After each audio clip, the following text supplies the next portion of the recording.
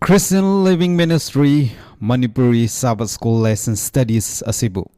Thawai haksang yauna tariban koi kwai pumnamakpu Prabhu Jisu Krista gi mingda amuk welcome tawe ngasi asi para mga subani lesson number 5 para asigi mamingna the good news of the judgment wayel bichar gi aphaba wapaw haibagse ngasi gi para asigi mamingni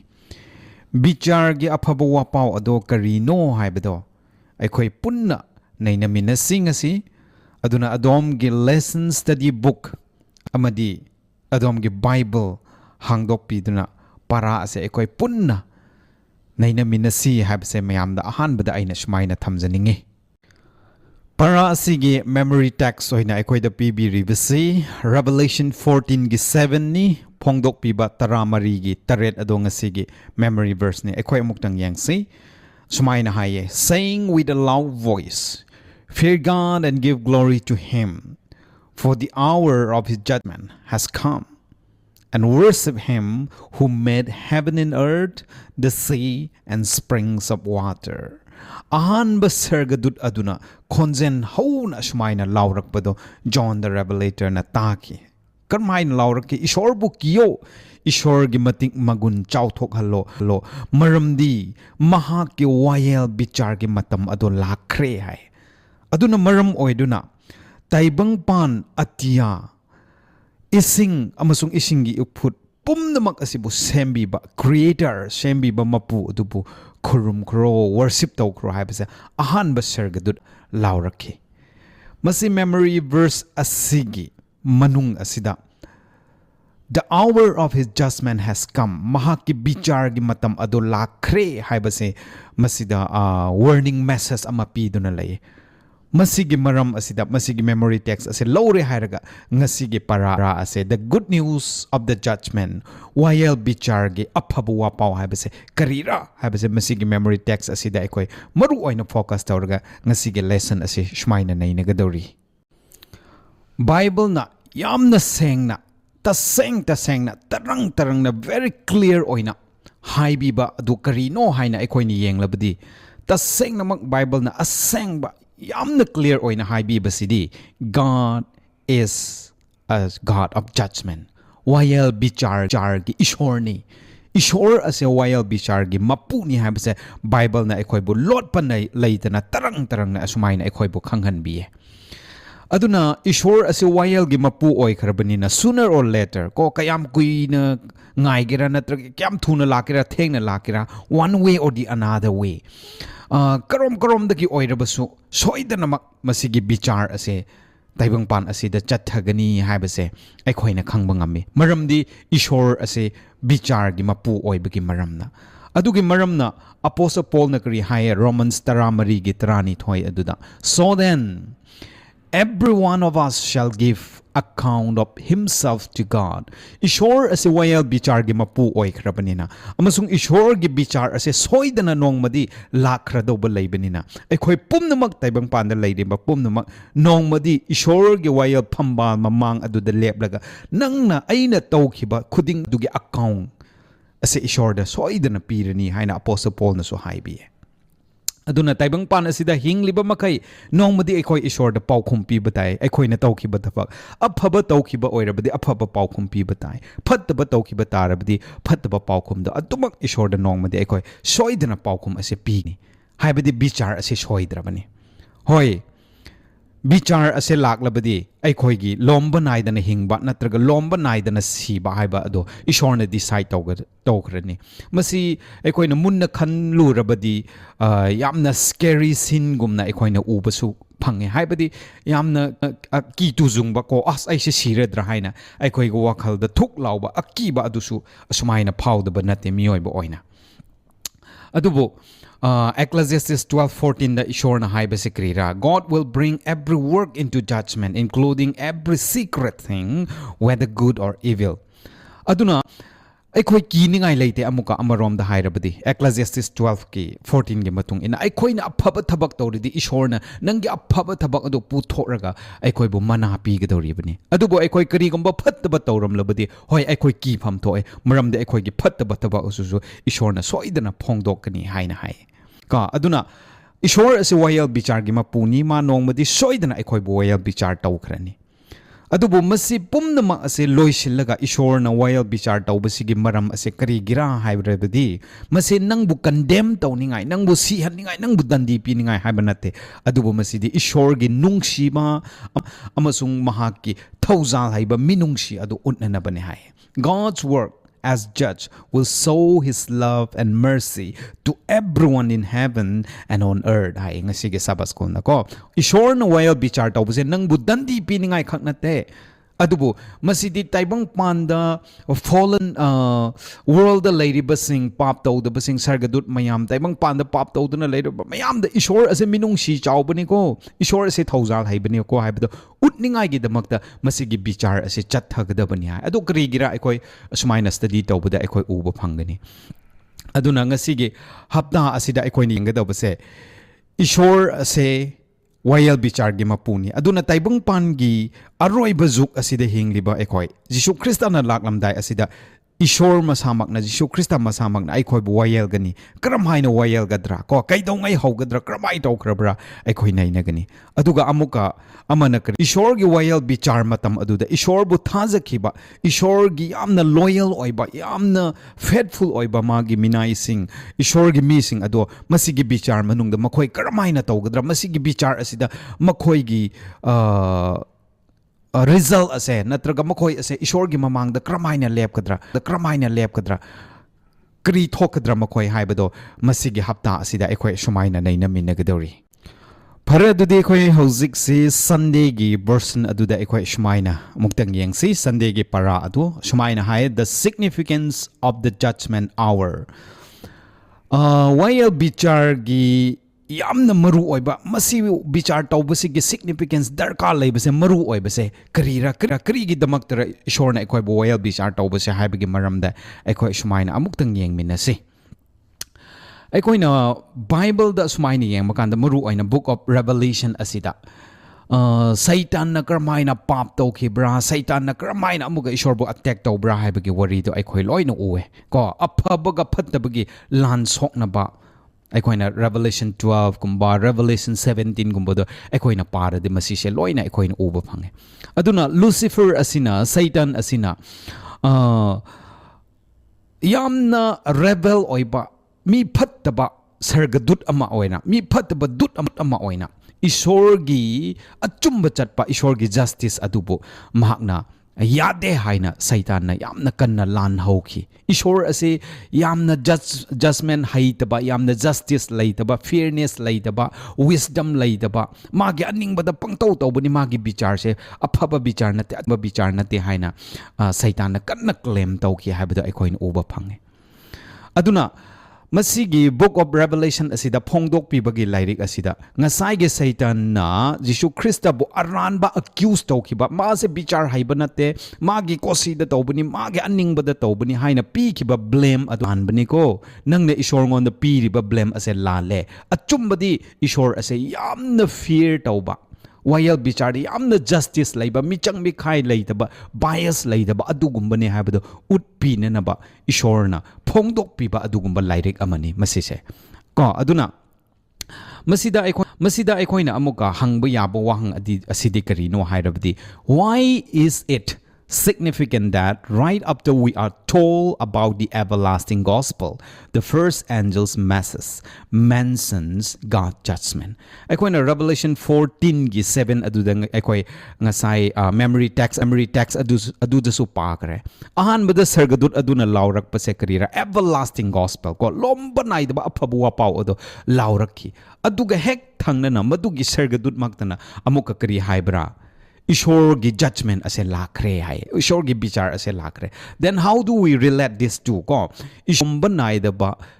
loi banaidaba aphabu wa pau aduga bichar lakle haiba asiga kramaina aikoi relate tawhansera kari gi damak tara masi ani sibo punchin halli base haibase aikoi amuktang yengse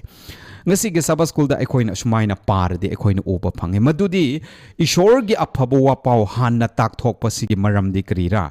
ishor na aikoibu asa adu pibi bane hoi bichar asidi soidra bane because God is a God of judgment ishor asidi bichar gi mapu oikhrabanin bichar ase soidre bichar adu da nangi aphaba oina na bagi damakta bichar adu da nang mai pakningai gi damakta nangi kanbiba makta nangi kanbiba adu phangningai gi damakta ahan bada nang gospel ase aphabo wa pau ase good news ase nang lau hogadabani haibane maduna aikoigi kari haigadra aikoigi khut paifam oigadaba aikoigi stepping stone oihangadabani haibane karigumba aphabo wa pau adu aikoi ngonda tambidrabadi or aphabo wa pau adu aikoi na lausindrabadi wayal bichar adu da aikoi shoidana mai thigadawre habase ishor na khange adugi maramna mahakna aphabo wa pau ase sandok hanbani ahan bada habase aikoi na sumaina uba phangse aduna masigi wayal bichar asigi manung asida kari tawgani the unfallen worlds ko bapta daba prithibi kayana ishor ase taibang panda laiba miyoiba singbu kanbina na ba God has done everything he can mana tawba yaba makai tawkre habase unfallen world bapta daba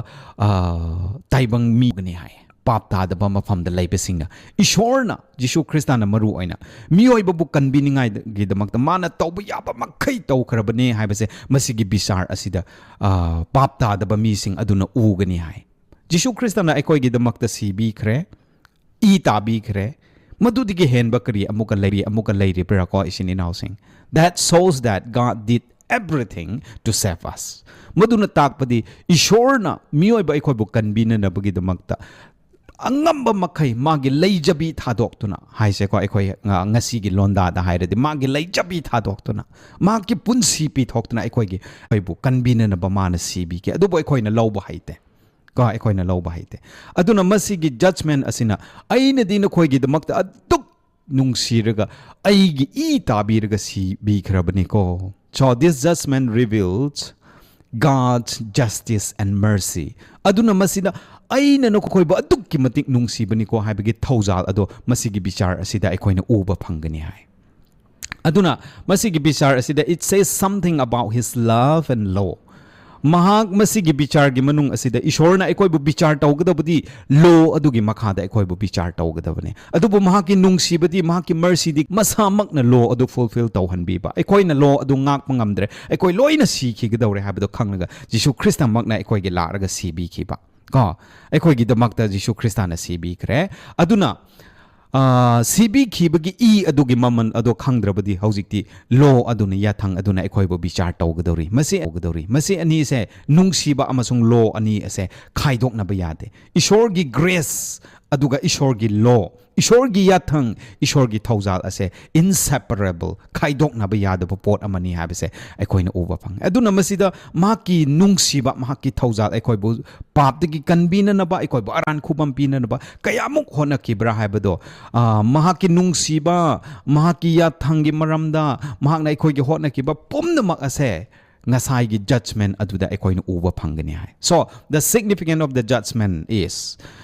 judgment while bichar tawbugi maramdi while bichar tawbasin aikoi bu ta dikrira mase aikoi bu condemn tawna na banate aina ngasai hawdokpada haiki bugumna aikoi bu punishment dandi piningai khaknate adubu aigi na nang khoi bu adukki matik nungsi ki bani ko aigi bichar ase achumba makne ko haibase aikoi mayam da uhanna na bagi purpose ne hai one of the purpose ko yam maru oiba purpose papta daba laibak da laibasing unfallen worlds da laibasing aduga sargadut sing aduga taibang miyoy bagi maithong pumna makta amasung Lucifer Satan gi mamang makta ishor ase achumba bichar chat panupani miyoy ba aikoi bo pap pising aikoi bo kanbina na ba ishor gi thauja adumak lai habdo masine Sunday gi portion da aikoina khangjin gadaba phare hojik te aikoina bichar gi significance maru oiba adu aikoina khangrabagi tungda hojik aikoina yengadabasi aikoina Monday gi portion aduda God's mercy and judgment ishor gi thaujal amasung bichar ko asi karino habda aikoi amuktang amuka yengminase Jishu Kristana aikoi gi damakta cross the sibi khiba aduga mahakna aikoi bu kanbina na bagi judgment bichar chathaba haiba ani asina ꯃꯤꯑꯣꯏꯕ ꯑꯩꯈꯣꯏꯗ ꯎꯠꯂꯤꯕꯁꯦ ꯀꯔꯤꯔꯥ God is just and merciful ꯍꯥꯏꯕꯅꯦ ꯏꯁꯣꯔ ꯑꯁꯦ ꯑꯆꯨꯝꯕ ꯕꯤꯆꯥꯔ ꯆꯠꯄ ꯃꯄꯨꯅꯤ ꯑꯃꯁꯨꯡ ꯏꯁꯣꯔ ꯑꯁꯦ ꯃꯤꯅꯨꯡꯁꯤ ꯆꯥꯎꯕ ꯅꯨꯄꯥꯅꯤ ꯍꯥꯏꯕꯗꯨ ꯎꯠꯄꯅꯦ ꯑꯃꯨꯛꯀ ꯍꯟꯅ ꯍꯥꯏꯒꯦ ꯌꯤꯁꯨ ꯈ꯭ꯔꯤꯁꯇꯅ ꯑꯩꯈꯣꯏꯒꯤꯗꯃꯛꯇ ꯈ꯭ꯔꯣꯁꯇ ꯁꯤꯕꯤꯕ ꯑꯗꯨꯒ ꯑꯩꯈꯣꯏꯕꯨ ꯑꯃꯨꯛꯀ ꯕꯤꯆꯥꯔ ꯇꯧꯕ ꯍꯥꯏꯕꯁꯤꯅ ꯑꯩꯈꯣꯏꯕꯨ ꯃꯔꯨ ꯑꯣꯏꯅ ꯇꯥꯛꯄꯁꯤꯗꯤ ꯀꯔꯤꯔꯥ ꯏꯁꯣꯔꯒꯤ ꯅꯨꯡꯁꯤꯕꯗꯨ ꯎꯍꯜꯂꯦ ꯑꯗꯨꯒ ꯏꯁꯣꯔꯒꯤ ꯖꯁꯇꯤꯁ ꯆꯠꯄ ꯀꯣ ꯃꯤꯆꯪ ꯃꯤꯈꯥꯏ ꯅꯥꯏꯗꯕ ꯑꯆꯨꯝꯕ ꯕꯤꯆꯥꯔ ꯇꯧꯕ ꯃꯄꯨꯅꯤ ꯍꯥꯏꯕꯗꯨ ꯑꯩꯈꯣꯏꯕꯨ ꯎꯍꯟꯕꯅꯦ ꯑꯗꯨꯅ ꯂꯣ ꯑꯗꯨꯕꯨ ꯊꯨꯒꯥꯏꯈ꯭ꯔꯕ ꯌꯥꯊꯪ ꯑꯗꯨꯕꯨ ꯊꯨꯒꯥꯏꯈ꯭ꯔꯕ ꯃꯇꯨꯡꯗ ꯀꯔꯤ ꯇꯧꯏ the broken law demands the death of the sinner ꯀꯣ ꯑꯩꯈꯣꯏꯅ ꯔꯣꯃꯟ 6:23 ꯄꯥꯕ ꯀꯥꯟꯗ ꯗ ꯋꯦꯖꯦꯁ ꯑꯣꯐ ꯁꯤꯟ ꯏꯁ ꯗꯦꯠ ꯍꯥꯏꯕꯅꯤ ꯄꯥꯞꯀꯤ ꯑꯇꯧꯃꯟꯗꯤ ꯁꯤꯕꯅꯤ ꯄꯥꯞ ꯑꯁꯦ ꯀꯔꯤꯅꯣ ꯍꯥꯏꯔꯕꯗꯤ ꯄꯥꯞ ꯑꯁꯦ ꯋꯥꯌꯦꯜꯕꯨ ꯊꯨꯒꯥꯏꯕ ꯑꯗꯨ ꯄꯥꯞꯅꯤ ꯍꯥꯏ ꯑꯗꯨ ꯑꯣꯏꯔꯕꯗꯤ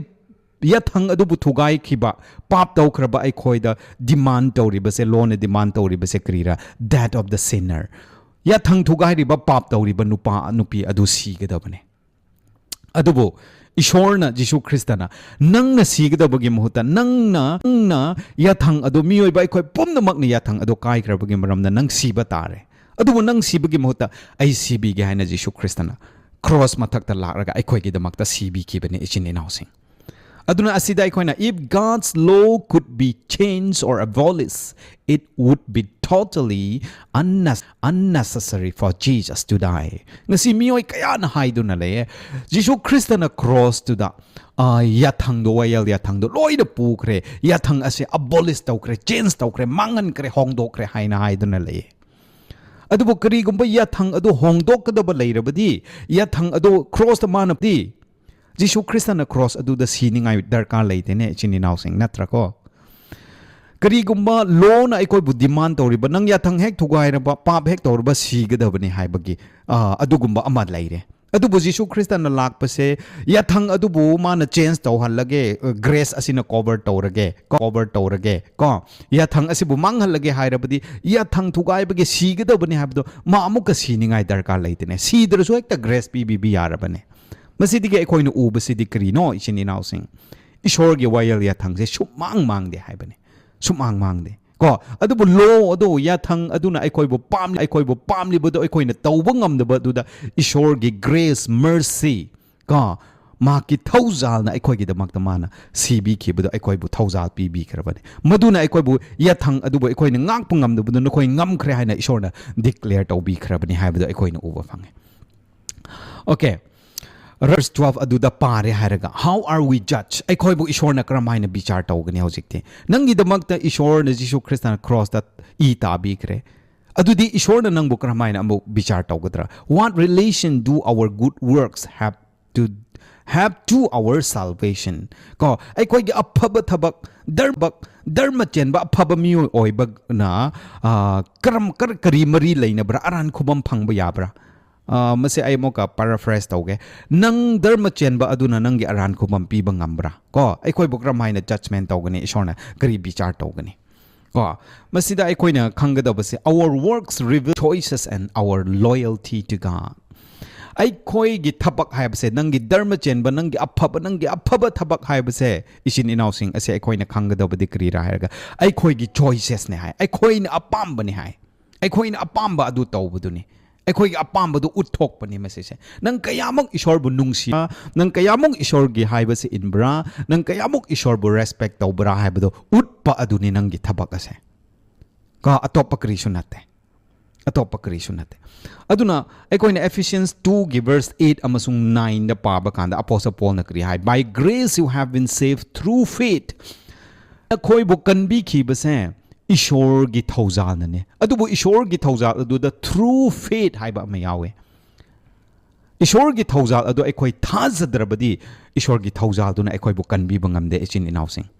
ꯑꯩꯈꯣꯏꯒꯤ ꯑꯐꯕ ꯊꯕꯛꯅꯗꯤ ꯅꯠꯇꯦ ꯑꯗꯨꯕꯨ ꯏꯁꯣꯔꯒꯤ ꯊꯧꯖꯥꯜ ꯑꯗꯨꯕꯨ ꯊꯥꯖꯕ ꯍꯥꯏꯕ ꯑꯃꯗꯤ ꯑꯩꯈꯣꯏꯗ ꯆꯪꯗꯨꯅ ꯂꯩ aduna apostle Paul na haiba sikrira nakoi bu kanbibase nangi apaba thabak-tuna nate ko lest anyone should boast nangi thabak-tuna nate as aina dharma chenbagi aina phajjana tai offering pibagi aina phajjana Christian tawbagi aibu kanbiba phangbani haina pongthok taningai masi khango kanbiba asidi ishorgi thawjalgi mapalnani ishorgi thawjal aduda nangna response tawraga nangi faith thajaba piba adu khaktani hai hoi sarga chatkadaba salvation haibase only through grace akhoi ga phaba thabak na natte adubu masidi ishor gi thaujal na ne haibse be clear okay adubu jisu christian hauzik te akhoi bu kanbi khre cross da taraga magi ina akhoi gi pap kokpi khre akhoi bu sarga chatningai mana ayaba do pi bi khre aduna hauzik te Ephesians 2 gi verse 10 aduda akhoi ni yeng baganda kri hai for we are his workmanship created in Christ Jesus for good works akhoi asi hauzik te apostle Paul na kri hai re jisu Christ ga thabak sumin na ba mi sing aduni kri gi damak ta akhoi bu ishor na sembi bra kri gi damak ta akhoi bu punsi pi bi bra bre to do good works aphaba thabak tawningai ne hai ka ai khoi bu ishor na han na kanbi khre grace adu nang na phangle hairabadi action ai khoi yaw batare aphaba thabak se ai khoi taw bataye habi se ai khoi na khangse Revelation 20 gi 12 ta kri hai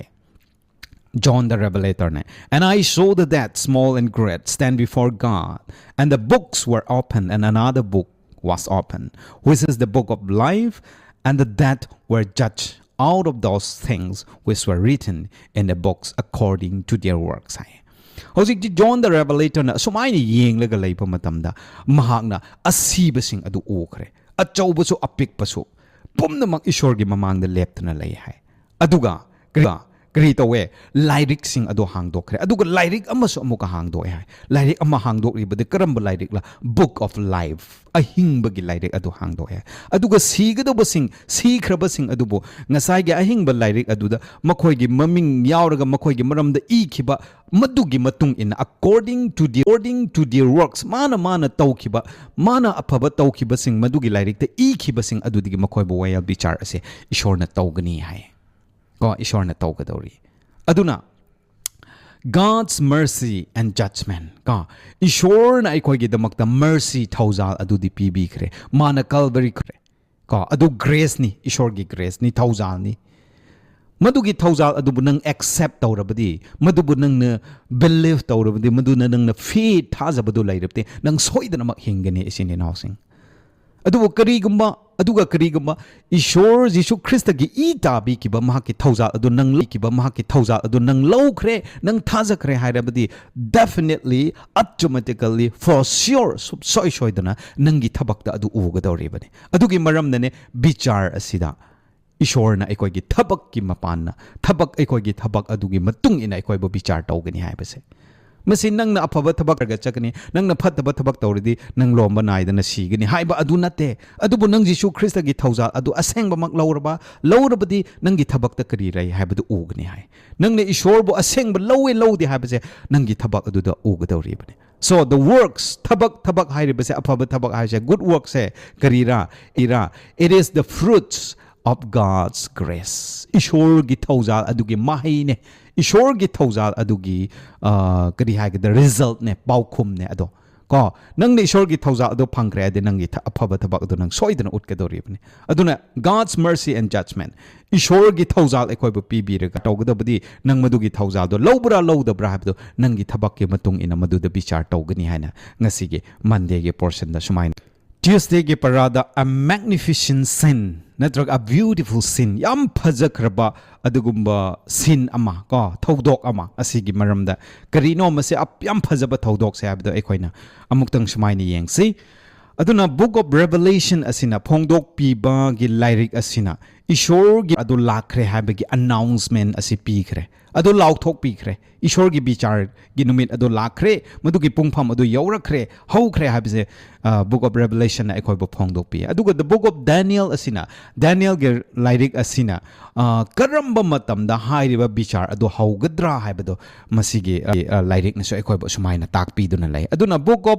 Daniel and Revelation are companion volumes pointing us to the unfolding events in the last days of earth history. Aduna Daniel ga Revelation lyric ani asina tungda lakadaba miyoibagi itihas ta prithibigi itihas aroiba matamda thoklakadaba pumnamak to hairiba lyric ani asina companion oina marup ama oina makoi ani se khaidokna ba yadaba ama oina makoi ani na ekoibu tungda lakadaba pumnamak se ekoibu uhanbi bani masigi lyric ani asina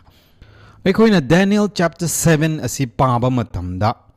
Ko ishor na taibang pan asigi history asida kari thorakadra taibang pan asigi itihas puari asida kari thorakadra habdo ishor na Daniel da prophet Daniel da hana takpi ki jati ama lakani jati ama tukhi gani aduga persecuting powers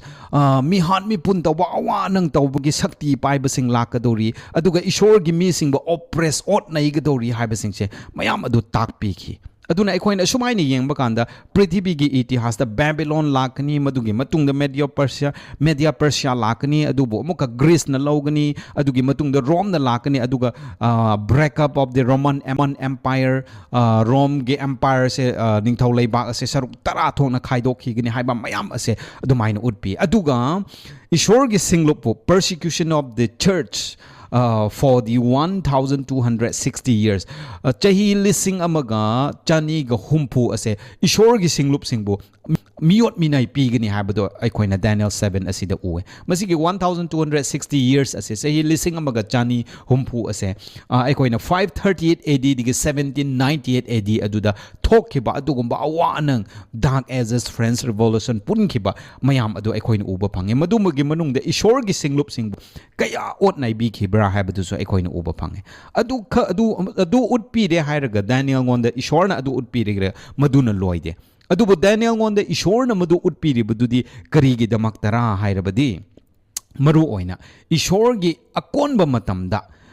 ishorgi wayal bichar larga ishorgi ninkadabadu utningai gi damakta Daniel da hairiba prithibi gi miyoibagi itihas puari do sum hauraklaga ishorgi wayal bichar laklaga taibang pan asida ishorgi ningthau leibak oina semgat kani habdu uhanna bagi damakta ishorna mathang manaw naina sumaina takpi ki hoi pumna ma adu fulfill tawkre haiba aikoin uba phange adubo haujikti walibasidi karira ko walibasidi karira ishorgi bichar lakle hairaga taibang pan asida new heaven and new earth new Jerusalem adu semgat pa adu khakta ngaire aikoina ngasi ngaiduna leiribase ko ngasi ngaiduna leiribase ishorgi glorious return aduba aikoi ngaiduna leibani habse aikoina uba phange aduna the destiny of all humanity is decided in heaven's courtroom ko ishorgi sargagi bichargi mapham aduda miyoiba pumnamaki destiny panthungpham ase loina decide adudagi loina si phangadaba nangna si phangadaba haibagi bichar se loina aduda tawkhragani hai ko aduna achumba singbu right prevails ko achumba singna lan ngamba achumba singna joy oiba haibado sargagi courtroom heaven's courtroom aduda sargagi bichargi ka aduda aikoibu loina decide tawkhrani aduna achumbana lan ngam khragani justice reigns achumba chatpasingna ningthau oina pan khragani aduna masise this is one of the most amazing most marvelous most spectacular scenes in all of scripture aduna masise achumbana joy oirani aikoi ningthau macha oina palani lomba naidana sidana palani habse bible da khwaidigi angakpa khwaidigi phajaba khwaidigi mitta pham oiraba adugumba sin amani habse aikoi na uba phange haibagi maramde aikoi na ngasi Christian tawribase lomba naidana hingba haibadu natra ko isini nausing lomba naidana hingbado phangnana bagi damakta ahanbada madugi mamangda lakadabasidi bichar adune habse aikoi na uba phange adu oirabadi bichar lakre hairabadi ishor gi mi sing oigadaba achumba chatpa nang aidi ki pham thokte harau pham thoe masi khwaidigi phajakraba adugumba thodok amani haibase aikoina sumaina khangba ngame aduna judgment sin bichar adu kramai chathagra haibedo aikoina am yengsi Daniel 7 gi verse 9 10 amasung 13 Daniel chapter 7 gi 9 10 amasung 13 adu aikoi amoktang paminase sumaina haye phamban sing adu thadriba phawba aina yengduna leirami hai Daniel na ko numit singi ariba haibadi ancient of days aduna phamlammi ishorbo ne mahaki phiroldi ungumna ngaurami mahaki kok ki samdi asengba samtugi matawgumlami mahaki phambandi maigi mairigi matawgumlami amasung mahaki kangkhong singdi haibadi phambal adugi kangkhong singdi chakliba maigumlami haina sumaina aikoina verse 9 da uba phange aduga verse 10 da aikoina amuga yengladi mahaki mangdagi maigi turen ama tholaktuna chelami lising na mangonda thogal tawrami lak na mahaki mangda leplami wayel tawrami amasung lairik sing adu hangdoklami ꯑꯩꯈꯣꯏꯅ verse ꯍꯧꯖꯤꯛꯇꯤ verse 13 ꯑꯗꯨꯗ ꯁꯨꯃꯥꯏꯅ ꯑꯃꯨꯛꯇꯪ ꯌꯦꯡꯁꯤ ꯑꯍꯤꯡꯗ ꯗꯔꯁꯥꯟꯁꯤꯡꯗ ꯑꯩꯅ ꯎꯔꯝꯃꯤ ꯌꯦꯡꯉꯨ ꯃꯤꯒꯤ ꯃꯆꯥꯅꯤꯄꯥ ꯃꯥꯟꯕ ꯑꯃ ꯑꯇꯤꯌꯥ ꯂꯩꯆꯤꯟꯒ ꯂꯣꯏꯅꯅ ꯂꯥꯛꯏ ꯅꯨꯃꯤꯠꯁꯤꯡꯒ ꯂꯣꯏꯅꯅ ꯂꯥꯛꯏ ꯅꯨꯃꯤꯠꯁꯤꯡꯒꯤ ꯑꯔꯤꯕꯒꯤ ꯃꯅꯥꯛꯇ ꯂꯥꯛꯂꯦ ꯍꯥꯏꯕꯗꯤ ancient of days ꯃꯄꯥ ꯏꯁꯣꯔꯒꯤ ꯃꯅꯥꯛꯇ ꯖꯤꯁꯨ ꯈ꯭ꯔꯤꯁꯇꯅ ꯂꯥꯛꯂꯦ ꯑꯗꯨꯒ ꯃꯈꯣꯏꯅ ꯃꯍꯥꯛꯄꯨ ꯃꯍꯥꯛꯀꯤ ꯃꯥꯡꯗ ꯄꯨꯔꯛꯂꯝꯃꯤ ꯁꯔꯒꯗꯨꯠ ꯃꯌꯥꯝ ꯑꯗꯨꯅ ꯖꯤꯁꯨ ꯈ꯭ꯔꯤꯁꯇ ꯑꯁꯤꯕꯨ ꯃꯄꯥ ꯏꯁꯣꯔꯒꯤ ꯃꯅꯥꯛꯇ ꯄꯨꯔꯛꯂꯝꯕꯒꯤ ꯁꯤꯟ ꯑꯗꯨ ꯑꯩꯈꯣꯏꯅ ꯃꯁꯤꯗ ꯁꯨꯃꯥꯏꯅ ꯎꯕ ꯐꯪꯉꯤ ꯆꯠꯊꯕ ꯍꯧꯈ꯭ꯔꯦ ꯍꯥꯏꯕꯁꯦ ꯑꯩꯈꯣꯏꯅ ꯎꯕ ꯐꯪꯉꯤ ancient of days ꯍꯥꯏꯕꯁꯦ ꯃꯄꯥ ꯏꯁꯣꯔ ꯑꯗꯨꯃꯗꯤ ꯐꯝꯕꯥꯜ ꯃꯌꯥꯝ ꯎꯏ ꯍꯥꯏ ꯃꯤ ꯂꯤꯁꯤꯡ ꯇꯔꯥꯒꯤ ꯆꯄꯨꯟꯅ ꯏꯁꯣꯔꯕꯨ ꯈꯨꯔꯨꯝꯗꯨꯅ ꯂꯩ ꯃꯐꯝ ꯑꯗꯨꯗ ꯖꯤꯁꯨ ꯈ꯭ꯔꯤꯁꯇ ꯑꯗꯨꯁꯨ ꯄꯨꯔꯛꯈ꯭ꯔꯦ ꯍꯥꯏ meaning most holy place ꯑꯗꯨꯗ ꯖꯤꯁꯨ ꯈ꯭ꯔꯤꯁꯇ ꯆꯪꯂꯒ ꯕꯤꯆꯥꯔ ꯑꯁꯦ ꯍꯧꯈ꯭ꯔꯦ ꯍꯥꯏꯕꯁꯦ ꯑꯩꯈꯣꯏꯅ ꯎꯕ ꯐꯪꯉꯦ ꯃꯁꯤ ꯑꯩꯈꯣꯏꯅ 7 day Adventist ꯑꯃ ꯑꯣꯏꯅ ꯑꯩꯈꯣꯏꯅ ꯈꯪꯉꯦ ꯃꯁꯤꯒꯤ judgment ꯑꯁꯦ 1844 ꯑꯗꯨꯗ ꯏꯁꯣꯔꯒꯤ judgment ꯑꯁꯦ ꯁꯔꯒꯗ ꯍꯧꯈ꯭ꯔꯦ ꯍꯥꯏꯕꯁꯦ ꯑꯩꯈꯣꯏꯅ ꯎꯕ ꯐꯪꯉꯦ ꯑꯗꯨꯅ ꯏꯆꯤꯟ ꯏꯅꯥꯎꯁꯤꯡ ꯃꯁꯤꯒꯤ ꯄꯔꯥꯗꯒꯤ ꯑꯩꯈꯣꯏꯅ ꯈꯪꯒꯗꯕꯁꯦ a magnificent sin ꯑꯩꯈꯣꯏ ꯍꯔꯥꯎꯅꯤꯡꯉꯥꯏꯅꯦ ꯀꯣ ꯕꯤꯆꯥꯔ ꯑꯗꯣ ꯍꯧꯈ꯭ꯔꯕꯗꯤ ꯅꯪꯒꯤ ꯑꯩꯒꯤ ꯄꯟꯊꯨꯡꯐꯝ ꯑꯗꯣ ꯅꯪꯒꯤ ꯑꯩꯒꯤ ꯌꯧꯒꯗꯕ ꯃꯐꯝ ꯑꯗꯣ ꯀꯨꯏꯗꯔꯦ ꯊꯨꯅ ꯌꯧꯈ꯭ꯔꯒꯅꯤ ꯍꯥꯏꯕꯁꯦ ꯑꯩꯈꯣꯏ ꯈꯪꯕ ꯇꯥꯏ ꯌꯦꯡꯉꯣ ꯏꯁꯣꯔꯒꯤ ꯕꯤꯆꯥꯔ ꯑꯗꯨꯗ ꯐꯝꯕꯥꯜ ꯃꯌꯥꯝ ꯁꯔꯒꯗꯨ ꯂꯤꯁꯤꯡꯅ ꯃꯥꯕꯨ ꯈꯨꯔꯨꯝꯂꯒ ꯂꯩꯕ ꯀꯣ ꯃꯥꯒꯤ ꯐꯝꯕꯥꯜ ꯑꯗꯨ ꯑꯔꯪꯕ ꯃꯩꯒꯨꯝꯕ ꯌꯥꯝꯅ ꯐꯖꯅ ꯗꯥꯅꯤꯌꯦꯜ 7ꯗ ꯑꯩꯈꯣꯏꯕꯨ ꯗꯤꯁꯀ꯭ꯔꯥꯏꯕ ꯇꯧꯕꯤꯕꯗꯣ ꯑꯩꯈꯣꯏꯅ ꯎꯕ ꯐꯪꯉꯦ ꯑꯗꯨꯃꯥꯏꯅ ꯕꯤꯆꯥꯔ ꯑꯁꯦ ꯍꯧꯈ꯭ꯔꯕꯗꯤ ꯅꯣꯡꯃꯗꯤ ꯁꯨꯡꯁꯣꯏ ꯁꯣꯏꯗꯅ ꯂꯣꯏꯈ꯭ꯔꯒꯅꯤ ꯕꯤꯆꯥꯔ ꯑꯗꯨ ꯍꯦꯛ ꯂꯣꯏꯕ ꯃꯇꯝꯗ ꯖꯤꯁꯨ ꯈ꯭ꯔꯤꯁꯇꯅ ꯑꯩꯈꯣꯏꯅ ꯗꯥꯅꯤꯌꯦꯜ 12ꯗ ꯄꯥꯕ ꯀꯥꯟꯗ when Michael shall stand up ꯕꯤꯆꯥꯔ ꯑꯗꯨ ꯂꯣꯏꯔꯦ ꯍꯥꯏꯅ ꯍꯦꯛ ꯍꯧꯒꯠꯂꯛꯄ ꯃꯇꯝ ꯑꯗꯨꯗꯤ most holy place ꯑꯗꯨꯗꯒꯤ ꯊꯣꯛꯂꯛꯈ꯭ꯔꯕꯗꯤ ꯑꯩꯈꯣꯏꯒꯤ ꯇꯥꯏꯕꯪꯄꯥꯟ ꯑꯁꯤꯗ ꯂꯥꯛꯑꯒ ꯃꯥꯒꯤ ꯃꯤꯁꯤꯡꯕꯨ ꯁꯔꯒꯗ ꯄꯨꯅꯅꯕ ꯃꯇꯝ ꯑꯗꯨ ꯂꯥꯛꯈ꯭ꯔꯒꯅꯤ ꯑꯩꯈꯣꯏ ꯊꯧꯔꯥꯡ ꯇꯧꯗꯨꯅ ꯂꯩꯔꯤꯕ꯭ꯔꯥ ꯃꯁꯤꯒꯤ magnificent sin ꯁꯔꯒꯗ ꯏꯁꯣꯔꯒꯤ ꯕꯤꯆꯥꯔ ꯑꯁꯦ ꯍꯧꯈ꯭ꯔꯦ ꯍꯥꯏꯅ ꯑꯩꯈꯣꯏ ꯈꯪꯅ ꯑꯗꯨꯒꯨꯝꯕ ꯑꯗꯨꯛꯀꯤ ꯃꯇꯤꯛ ꯃꯒꯨꯟ ꯂꯩꯕ ꯑꯗꯨꯛ ꯐꯖꯈ꯭ꯔꯕ ꯑꯗꯨꯒꯨꯝꯕ sin ꯑꯗꯨ ꯑꯩꯈꯣꯏꯒꯤ ꯃꯤꯠ ꯎꯕ ꯉꯝꯗ꯭ꯔꯒ ꯃꯍꯥꯛꯀꯤ ꯕꯤꯆꯥꯔ ꯑꯗꯨꯗꯤ ꯑꯩꯈꯣꯏ ꯂꯥꯞꯅ ꯆꯦꯟꯅꯤꯡꯉꯥꯏ ꯍꯣꯠꯅꯗꯨꯅ ꯂꯩꯔꯤꯕ꯭ꯔꯥ ꯑꯩꯈꯣꯏ ꯃꯨꯟꯅ ꯈꯟꯖꯤꯜꯂꯦ ꯍꯥꯏꯔꯒ ꯕꯤꯆꯥꯔ ꯑꯁꯦ ꯍꯧꯈ꯭ꯔꯦꯀꯣ ꯑꯩꯒꯤ ꯏꯃꯨꯡꯗ ꯕꯤꯆꯥꯔ ꯑꯁꯦ ꯂꯥꯛꯈ꯭ꯔꯕꯅꯤꯀꯣ ꯑꯩꯒꯤ ꯏꯁꯥꯗ ꯕꯤꯆꯥꯔ ꯑꯁꯦ ꯂꯥꯛꯈ꯭ꯔꯕꯅꯤꯀꯣ ꯀꯔꯤ ꯑꯣꯏꯅ ꯏꯁꯤꯜꯂꯝꯒꯗꯕ꯭ꯔꯥꯀꯣ ꯑꯆꯨꯝꯕ ꯑꯁꯦꯡꯕ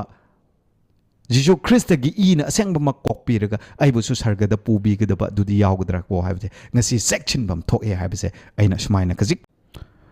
ꯋꯦꯠꯅꯁꯗꯦꯒꯤ ꯄꯣꯔꯁꯟꯗ ꯁꯨꯃꯥꯏꯅ ꯌꯦꯡꯕ ꯀꯥꯟꯗ a glimpse of heaven ꯀꯣ ꯁꯔꯒꯒꯤ glimpse ꯈꯔ ꯅꯠꯇ꯭ꯔꯒ the holy room in heaven's temple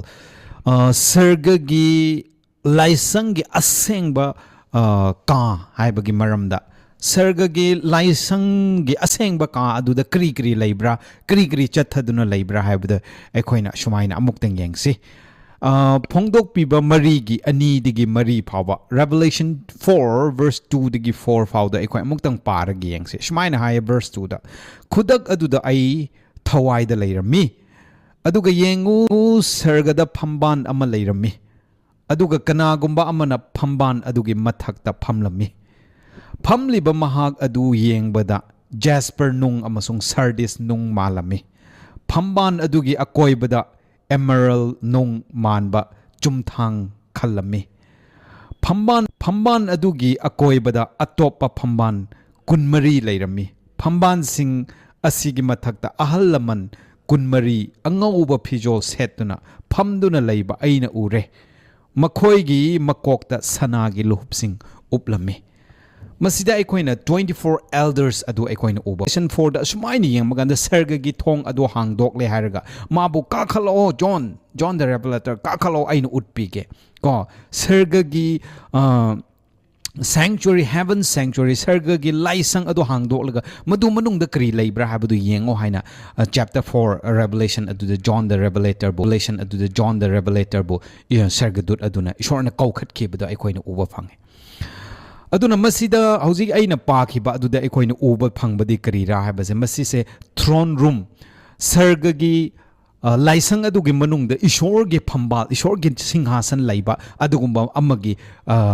amagi saktamni aikoina masida uribase madugi manungda kri kri chathaduna lai aikoina uba phange aduda thunder and lightning yamna nongkhakpa thundering tawba lightning asigumbase aduda ukhi aikoina masisina utlibase krira ishorgi judgment adu hawkhre habdo takpane bible the thunder and lightning symbolizing God's judgment ko ishorgi bichar ado hawkhre ishorgi bichar ne habase uhanna bagi damakta thunder and lightning asi aikoina asmaina bible the utpi bdo uwe masida amuka ahalaman kunmari haina 24 elders ase kanano haina aikoina asmayeng baganda ngasi Sabbath school na aikoibo masida sumaina haibi masija hanna ancient Israel masasing ge hanna Moses dige Aaron dige haurakpase makoi gi Levi ki imung singna masigi priest ki thaupu base sumaina puraga lai adubo masida makoina 24 divisions in the Levitical priesthood ko makoina laisang da thabak sugada base 24 division saruk kunmari khaidoraga tawkiba adugumba elders sing aduni madubu represent tawbani haina so hai aduga masisina masigi ngasai priest kunmari asina represent ishorgi mamangda tawri base karib no mi sing ko ishorbu thajaba mi singi damakta makoina sargada makoina first fruit oina lakle harga represent tawbi bani hai akoi gi damakta aduga message akoina Matthew 27 gi verse 52 Ephesians 4 gi verse 7 8 adudi yeng makanda makoi ase Jesus Christana cross the siraga Sunday ayukta hingat pada mongpham hangdoraga hingatlaga sarga chatkiba first fruit sing adu oiramgani makoi asi aikoi miyoiba taibang pan aside hinghauриba miyoiba singi damakta represent oina makoi ase hana chatkiba sing adu oigani haina so ngasi gi Sabbath school na aikoi ngonda idea khara piduna lai kri oiwe makoi ase 24 divisions of the Levitical priesthood oijarabasu aduga Jesus Christa na hingat pa matamda yaukiba mi sing kana bu oirabasu aikoi na masida khangada basidi krina ishor gi ningthau gi singhasan duda hojik mak sarga gi singhasan aduda miyoiba aikoi gi damakta represent tawba redeem tawkraba ishorgi e aduna redeem tawraga lai khraba mising aikhoigi damakta represent tawraga sargada hauji laiduna laye habase aikoina masidege khangse hairiba elders kunmari ahalaman kunmari ase 24 elders ase makoisho aikoi gumna they face temptation just as we faced them ko aikoina ngasi awaba thengnari basingumna makoisho thengna duna lakhibani habase aikoina khang uba ngame aduga hairiba 24 elders as a sargagi bichargi ka adugi manung aduda ningthau singasan gi mamang aduda makoi gi phiron white robes ko angoba phijon tholaga lay white robes as a karibu represent over aikoina Bible di anabadi righteousness of Christ Jesus Christ gi dharma chenba aduna makoi bu kupsin hanki bani isini naw sing masida aikoina khanghauga dabadi karira 24 elders singonda layriba white robe angoba phijol ase makoi gi apaba tabak tawbagi mapanna makoi gi na koigi dharma chenba dugi mangan nate adubo masise Jesus Christ gi dharma chenba aduna makoigi mod khraba ngang khraba mu khraba adugumba phijol adubo kupchillaga Jesus Christ gi angoba phijol Jesus Christ gi dharma chenba aduna cover tawki bi ki bane habase aikoina uba ngame sidagi aikoina han chat ki ba Sabbath school da tam ki bagumna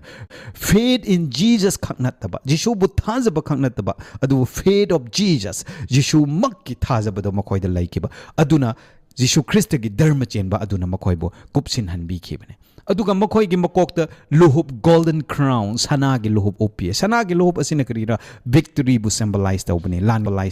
lan ngamlakpa karamba lan bu satan gi lan bu lan ngamlakpa do aikoibo masida uhanduna laye aduna ngasi gi Wednesday gi parada aikoina ugadabase tasengnamak sargada hauzik che wayal bichar chatharaga leire sargadu lising gi mamangda ahalaman kunma shorbo makok lukthaduna khurumdraga hallelujah haina lauraga worthy is the lamb haina lauraga makoina khurumlaga laye habase akoina uba fange okay adu oirabadi hauzik ase sargada bichar chatkre hauzik aina mamangda so haikre 1844 da aikoigi judgment ase sargada haukre aduna hojik chathaduna laye masi se aikoina ngasi mak aikoigi mitna uba ngamdrabasu John the Revelator na di ukre adu through John the Revelator ngasi aikoi uduna laye ko ngasi uduna laye sargada bichar chatharaga laye ngasi aikoi chinba check bagi darkar takre masida aikoi kiningai krishu laite the good news of the judgment bichar chatharaga laikre habge aphabuwa paudi krino aikoi ase kanbiba phanglani habge asada aikoi laifam thoi maduni aikoi good news ase nangi bichar adu haukrabnina nangna bichar da atto oiningai bichar da mai pakningai gi damakta ahan bade ishor na good news adu pikre gospel adu pikre adu dikri ishor bu kiu ishor bu nungsiu bu ishor bu ikai khomno ishor gi matik magun adu nang hingdo o haina ngasi laubi duna lei madu ai koina ishor bu ki khraba ishor bu nungsi khraba ishor bu koina ikai khomno khraba magi wasing adu in khraba magi matik magun adu koina hingdo khraba adu oirabadi masise aikoigi damakta good news ne aphabu wa paune maramdi bichar aduda aikoigi khut pai pham leikre bichar aduda aikoi soidana mai pakani habase asidege aikoina sumaina tamsi phare hojikte aikoina sargada wayal bichar ase chathaduna leire sargagi thong adu hangdokre sargagi sanctuary thong adu hangdorga John yengba kanda phamban mayam leire mapa ishor leire Jisu Krista leire ahal laman kunmari na mabu luktharaga khurumlaga leire bichar se haukhre habse aikoin ukre se haukhre habse aikoin ukre okay hojikti iroi loi bada ngasi hapta asigi lesson ge aroi bada Thursday ge portion ajuda who is worthy Jesus is worthy Jisu Krista aduni matik magun leiba Jisu Krista aduni matik chaba kri gi damak matik chabra haibada aikoini yengse Revelation 5 ki branda asmaina ebiye Revelation 5 verse 1 through 3 aduda asmaina muktang yengse Phamban adugi mathakta phamliba mahaki yet thangba khutta manung amasung manamda haibdi both side ta iraba chum seal ko chum taret na seal taret 7 seals seal taret 7 seals chum taret na chum namlaba lairik makon ama aina ure scroll ama uki John the Revelator na karamba scroll 7 seals yawba scroll ama ikoina John the Revelator na ure hojik ikoina picture desu uduna laye verse 2 da aduga akanba sargudut amana khonjen hauna lauthok liba aina ure lairik makon adu hangdokpa amasung chumsing adu thokpa hangdokpa lauthokpa ngamba matik chaba worthy toba kana leibage verse 3 da sarga malem amasung malem ge leiron nungda leiba kana amatana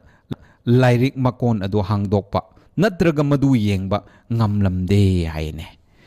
Okay, John the Revelator na hojik sumaini yengba matamda mahakna phambal adu uwe sargagi phambal adu uwe adugi sargagi phambal adu da scroll ama ko lyric scroll ama mana uba phangki madugi scroll adu da both side ko manam anida manung da su mapan da su chebak ani makta lyric mayek iraga leiba scroll ama okay madugi scroll adu ngasai gi 7 seals chum taret na seal tawraga namsilaga thamme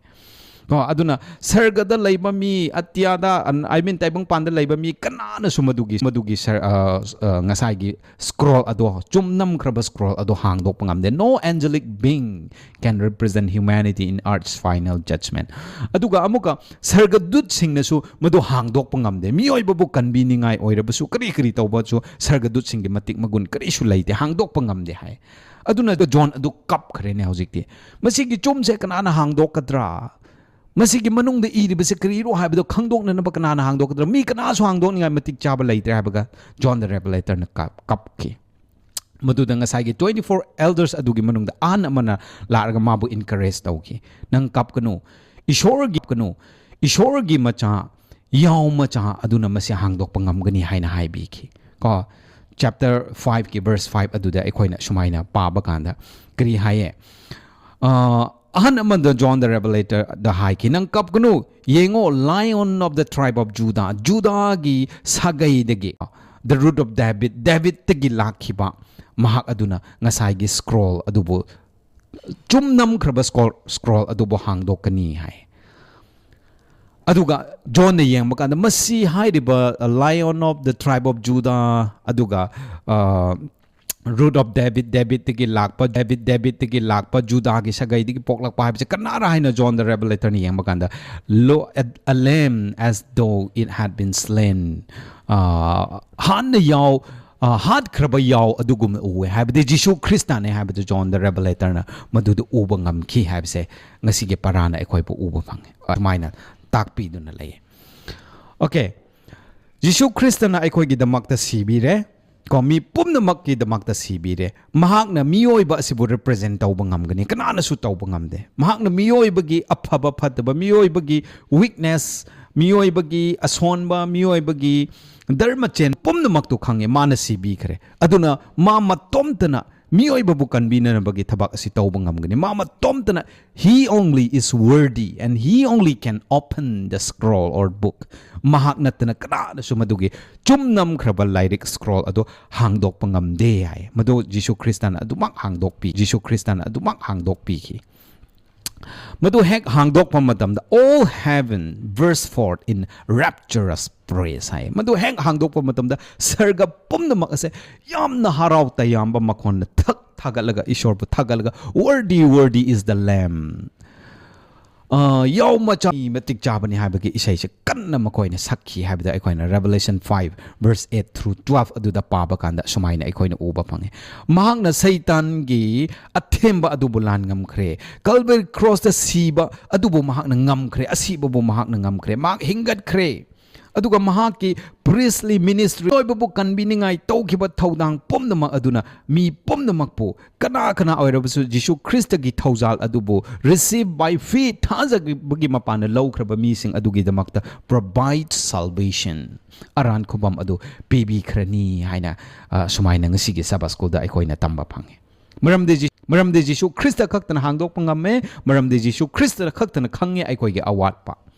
mahakna aikogi damakta sibi khre lan ngambi khre athemba bu ngambi khre asiba bu ngambi khre mahaki thaujal pi bi khre thaujal adu lawba khuding makpu Jishu Krista na kan bi ngasai ge scroll adu mana pai de scroll adu de iri ba se kari no kom adu pronouncements of judgment ne seven last plague adu lakadori bane ko phat da sing bu bichar taw ga dori bane nangi aphaba nangi hingda ba nangi hingloi da ba pomna ma adu da lai khra bane habse akoina oba phang okay. The judgment is incredibly good news for the people of God. Ay nangasay hawba da hai kibugumna. Aduna while bichar chathaba haibase ishor gi mi singi damakta achumba tawba ishor gi thaujal bu thazaba gi mapan lawraga achumba punsi hingduna laiba mi singi damakta di incredibly good news. Hai bangamdaba aphabu wapaw ama oigini hai. Maramda krigi it speaks of the end of the reign of sin and the deliverance of God's people. Maramdi masina pap asibo pumut thakrani ko pap na ningthau oiraga paliba asibo mut han krani aduna ishor gi mi singbu ishor na deliver lanthok hanbirani haibase masigi bichar de ekoi bu declare tawgadori pap haibada amuka hanna lakra roi ko pap adu amuka hanna mara hawgatla roi ko pumut khrabani ko nakhoi bo aina lan thop pi khrabani ko haibada ishor na masigi judgment asida phongdok pi gadori bani that means adu oirabadi masisi aikoi gi damakta aphabu wapaw haibadu ma oi the purpose of the judgment is not to find out how bad we are ko bichar tawbasina magi pandam di nang ase kayamuk phatabra nang gi pap kayamuk laibra haibadu thidok pagi pandam natte hai but it is to reveal how good God is. Adubo masidi madugi onna tayna bada ishor amuk phabra haibadu utpi bane hai. Ishor se kyamuk phabra haibadu bichar na utpi bane hai. Masi ai koi gi wakal na hek lamba phangba ngamdaba yai adubo ai se khara paraphrase tawjarakke haibadi bichar asina nang kyamuk phatabra haibadu utpanate adubo ishor se kyamuk phabra haibadu utpane nangna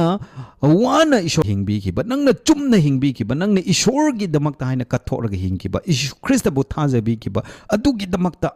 Jishu Krista ase minungsi chawbane thaujal haibane magi wasak ngakpa nupane ko nangbo aibu aduki matik nungsi habadu utpi bane Jishu gi nungsi badu uhan bane ba nangbu kanbirabadi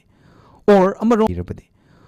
amarom dana bap tawraga sikhi basing adu dusu ishor gi thauja adu madu da su pi bane hai ngasi gi Sabbath school na asisu mention taw bane karam haina sikhi gi daw basing do ishor gi nungsi ba ulle haibra pap na makoi ba adum otna lai khar daw bodo nang pap tau kare nang si kro loi kro hai na makoi awaba du jun han bi bani hai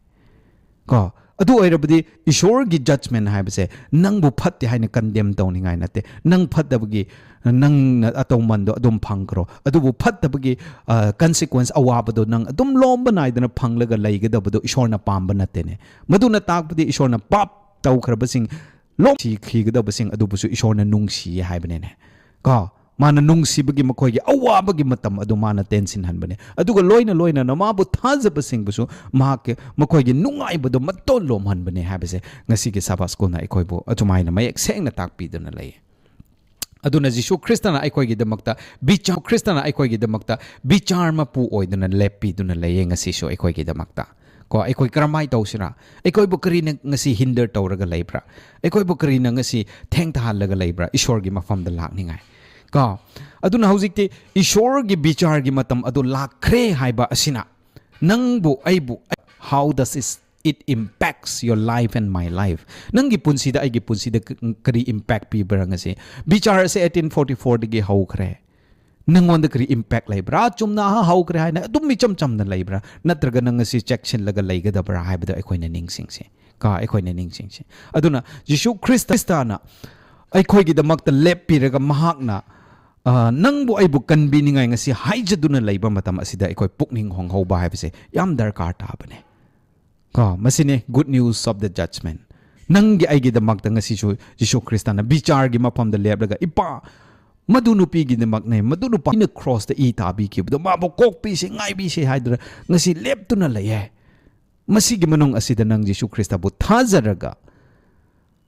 Jishu Krista gi damakta henglabadi bichar atuda nang ai pass taw gadori bane maduda pass taw bangam na ba ishor gi lom banai da ba everlasting gospel adu low silaga taibang pan malem atia pot pom na makpu sembi ba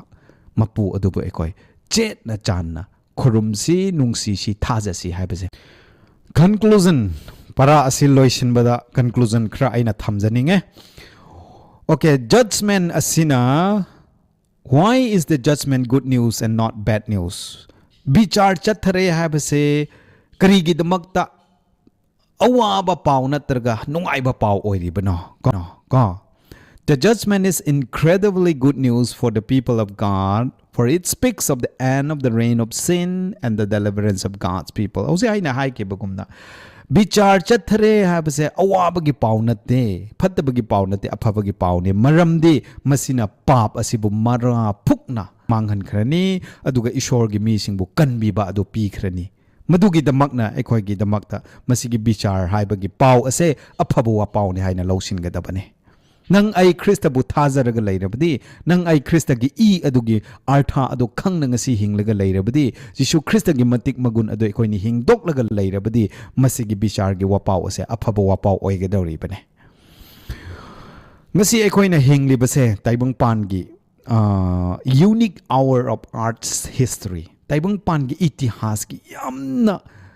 tongan khraba yamna ngak khraba yamna kiningai oi khraba yamna unique oi khraba tangkak aduda ngasi ekoi hingduna laibane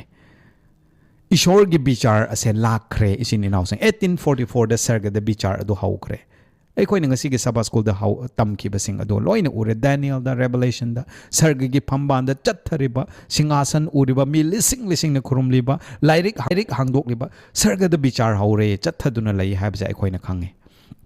the destiny of all humans are to be decided aduna Jishu Kristana ani shuba numit lenglaktringaida miyoiba pumnamakki destiny panthong phamdo hana lepkhrani isin inausing Jishu Kristana lakpa numitadi damakta mana adu puraga lakadori bane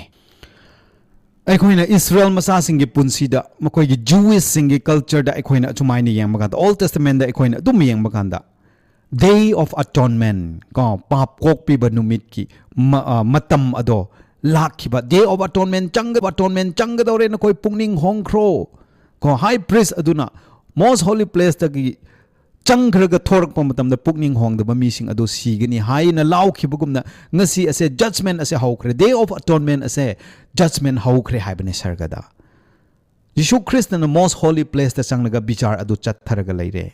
Day of Atonement the high priest aduna most holy place tagi hek thorak labadi papi sing adu si khibagumna ngasi chu Jisu Kristana